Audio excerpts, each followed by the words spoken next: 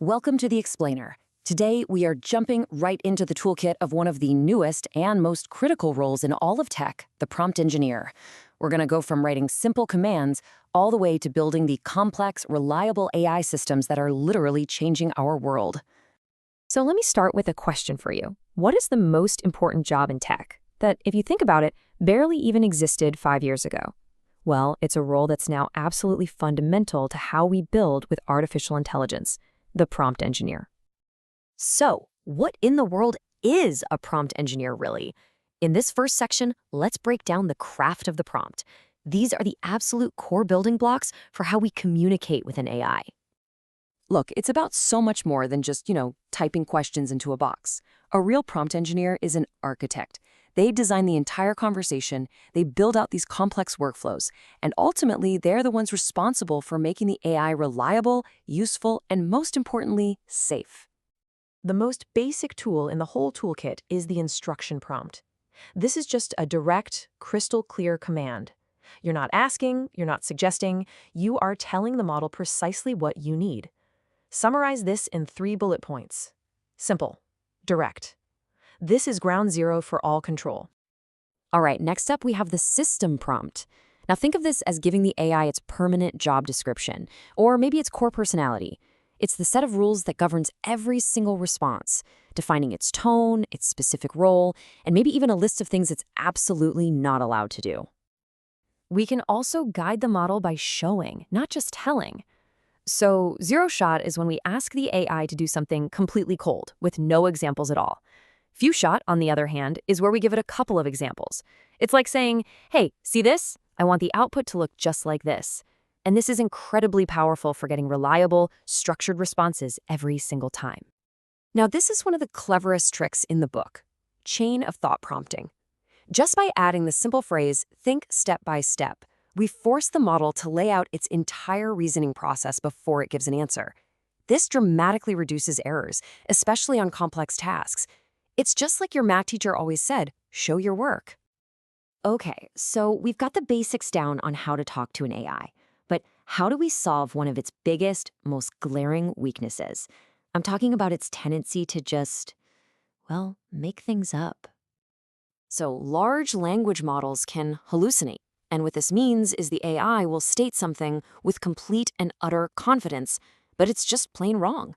It isn't lying on purpose, it's just trying to fill in the gaps in its own knowledge. And you can imagine, for any serious business application, this is a massive, massive problem. The primary solution, and it's a brilliant one, is a technique called retrieval augmented generation, or RAG for short.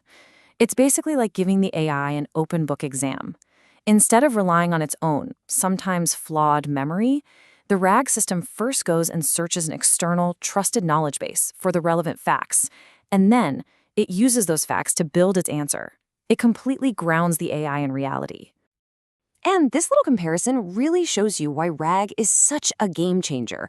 When you put it up against retraining a whole model, which we call fine-tuning, RAG is way cheaper, its knowledge base can be updated instantly, and here's the most important part, it significantly lowers the risk of hallucination by making sure every answer is based on actual, verifiable data. Okay, so our AI now has access to facts. It's grounded. The next logical step is to give it the ability to take action. This is where we make the leap from writing simple prompts to actually building complex, autonomous agents. The key piece of tech that unlocks all of this is called function calling. This lets the language model do way more than just generate text. It can generate a perfectly formatted command that can then use a tool, call an API, or run a piece of code. It's the critical bridge between language and action. And hey, if one AI with tools is powerful, just imagine what a whole team of them could do. Well, that's the core idea behind multi-agent systems. You could have one agent that's a researcher who scours the web, another writer agent to draft a report, and a final critic agent that fact-checks the whole thing. They all collaborate on a task that would be impossible for a single AI. And listen, this isn't just a theory anymore. A whole ecosystem of powerful software frameworks has exploded onto the scene. Things like LangChain, Crew AI, AutoGen, these are giving engineers the tools to build, manage, and orchestrate these incredibly sophisticated teams of AI agents right now. But with all this incredible power, We're talking access to data, the ability to use tools, collaboration between AIs. With all of that comes immense responsibility. Which brings us to the absolutely non-negotiable topic of making these systems safe and reliable. So, engineers have to defend their systems against two main types of attacks. The first is prompt injection, which is kind of like a malicious user hijacking the AI's mission and overwriting its original instructions. The second is jailbreaking, which is all about tricking the AI into breaking its own safety rules to generate harmful or forbidden stuff. So to fight back, engineers deploy a layered defense. You can't rely on just one thing. It involves cleaning up any user input, creating a firewall between the user's prompt and the system's core instructions, and strictly limiting what tools or APIs the AI is even allowed to touch. A key part of that defense is implementing guardrails. This is a separate layer that basically supervises everything the AI says and does.